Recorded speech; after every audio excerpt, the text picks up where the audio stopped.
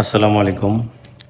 আমরা যারা garments RMG সেক্টরে আছি আর যারা আমরা মিড লেভেল ম্যানেজমেন্ট সহ প্রোডাকশনে যারা জব করি, একটা ফ্যাক্টরির বেস্ট কেপিআই কিন্তু মিড লেভেল ম্যানেজমেন্ট উপরে নির্ভর করে, কারণ তারা ডিপলি কাজ করে এবং প্রত্যেকটা সমস্যা এবং সমাধান সম্পর্কে তাদের অনেক হিউজ একটা নলেজ থাকে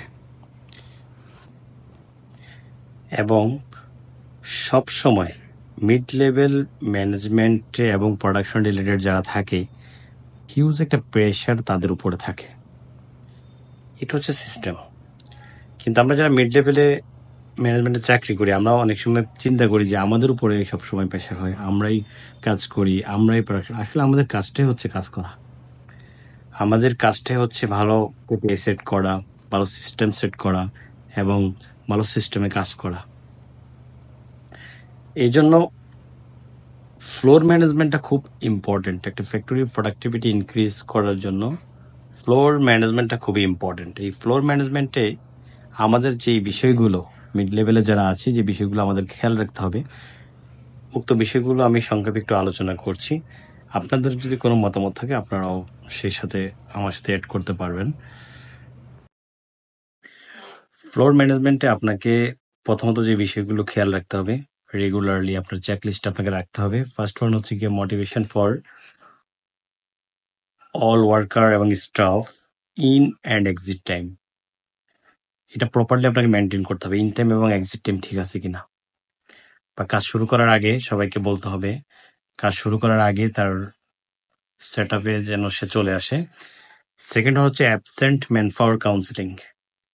আপনার মনে করেন আপনি একটা ফ্লোর দেখেন, ওখানে 12টা লাইন বা 10টা লাইন আছে, এখানে দেখা যাচ্ছে যে আপনার কিছু ওয়ার্কার, কিছু স্টাফ আপনার অ্যাবসেন্ট করছে আপনাকে ইনফর্ম না করে। সেক্ষেত্রে তাদেরকে প্রপার একটা কাউন্সিলিং করতে হবে, প্রেশার না, কাউন্সিলিং করে তাদেরকে বোঝাতে হবে যে আপনি যদি না আসেন, সেই ক্ষেত্রে আপনার লাইনের যে লাইন মেশিনটা আছে আপনার জন্য বরাদ্দ, সেই মেশিনটা আসলে কে চালাবে, অথবা যে লাইনটা আপনি চালাচ্ছেন সেই লাইনটা আসলে কে চালাবে, তাদেরকে পজিটিভলি আপনাকে বোঝাতে হবে। থার্ড ওয়ান হচ্ছে আপনার man power selection and distribution.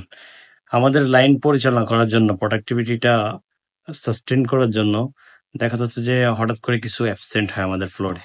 সেই অ্যাবসেন্টটা আপনার যাকে আবার রিপ্লেস করে দিচ্ছেন আপনি, সেই প্রসেস সিলেকশন ঠিক আছে কিনা এবং প্রপারলি সেটা আপনাকে ডিস্ট্রিবিউট করতে হবে। ফোর্থ ওয়ান হচ্ছে টার্গেট মিটিং।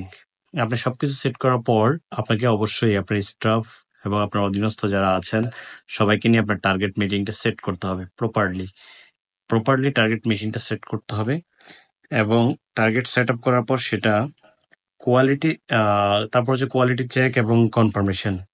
টার্গেটটা সেট করার পরে আপনার যখন টার্গেটটা আসতেছে তখন কোয়ালিটি আপনার ঠিক আছে কিনা এবং কনফার্মেশন করতে হবে আপনাকে, আমার টার্গেট এবং কোয়ালিটি আমার ঠিক আছে। কারণ কোয়ালিটি ছাড়া একটা আপনার ব্রেক ছাড়া যেমন গাড়ি চলে না, কোয়ালিটি ছাড়া কখনোই প্রোডাকশন চলে না। আপনাকে ফার্স্ট মাস্ট এবং প্রপারলি কোয়ালিটিটা সেট করে দিতে হবে।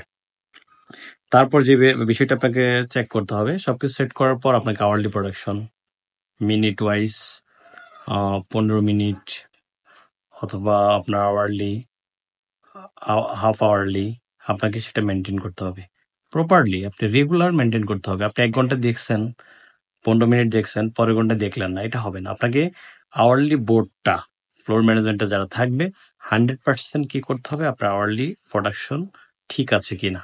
এবং কোথাও যদি আপনার প্রোডাকশনটা না আসে, সেক্ষেত্রে অবশ্যই আপনাকে সেখানে প্রবলেম অ্যানালাইসিসটা করে দেখতে হবে যে আপনার টার্গেটটা কেন হচ্ছে না, এই টার্গেটটা না হওয়ার জন্য কি দায়ী, সেটাকে আপনাকে প্রপারলি সেটা কি করতে হবে, ফাইন্ড আউট করতে হবে।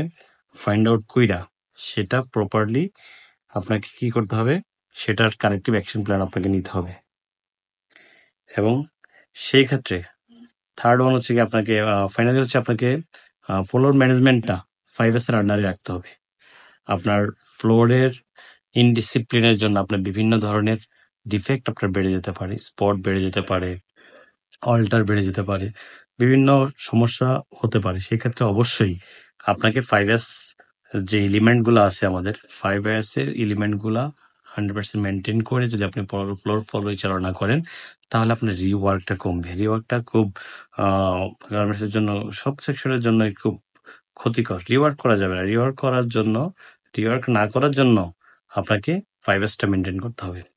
ধন্যবাদ সবাইকে। পরবর্তী পর্বে অন্যান্য বিষয়গুলো নিয়ে আলোচনা করব এবং আমরা প্রত্যেকটা বিষয় নিয়ে গার্মেন্টসের ছোটখাটো যে বিষয়গুলো জানি আমার জায়গা থেকে আমি শেয়ার করব। আশা করি আপনারাও শেয়ার করবেন আপনাদের জায়গা থেকে। ধন্যবাদ সবাইকে। আসসালামু আলাইকুম।